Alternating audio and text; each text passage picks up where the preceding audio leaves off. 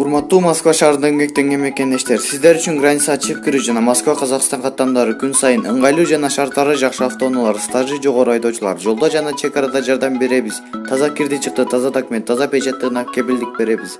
24 саат бою телефон жана WhatsApp аркылуу кайрылсаңыздар болот. Номери +7926 725 38 85 +7999 997 46 76 дайыр.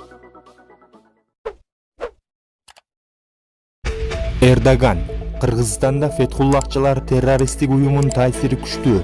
Түркиянын президенти Режеп Тайип Эрдоган Фетхуллахчылар террористтик уюму Кыргызстанда күчтүү таасирге ээ деп эсептейт. Түркиянын Сабах гезити кабарлагандай, бул тууралуу ал Кыргызстандан кайтып баратып учакта журналисттер менен маектешүүдө билдирген. Тилекке каршы ФЕТО Кыргызстанда улуттук деңгээлде иш жүргүзөт. Алар мамлекеттик институттарга, аскер структураларынан баштап сот бийлигине чейин кирип кетишкен. Алар жада калса саясатчыларды коркутуп алууга да чындап жетише алышкан.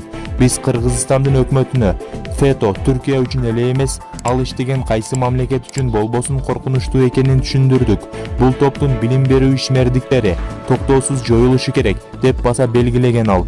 Түркиянын президенти ФЕТОнун дүйнөнүн 160 мамлекетинде бар экенин белгилеген. Режеп Эрдогандын айтымында, Түркия ФЕТОнун аракеттери боюнча өзүнүн кооптонууларын эл аралык аренада кабарлоону жана бул тууралуу башка өлкөлөргө эскертүүнү уланта берет. 2016 жылдын 15 июлунда Түркиянын куралдуу күчтөрүнүн офицерлери менен аскерлеринен турган топ мамлекеттик төңкөрүш жасоого жана президент Режеп Тайип Эрдоганды барымтага алууга аракет кылышкан. Негизги каршылашуу Стамбул менен Анкарада жүрүп, козголоңчуларды кошпогондо 250 адам каза болгон, 2000ден ашууну жаракат алышкан. Анкара бул козголоңго ФЕТОну айыптайт. Булак Назар Ньюс. Туман КЖ каналына жазылып, акыркы болуп жаткан чуулгандуу жаңылыктардан кабардар болуңуздар. Биз менен бирге болуңуздар. Аталган видео боюнча өз оюңуздарды комментарийге калтырыңыздар.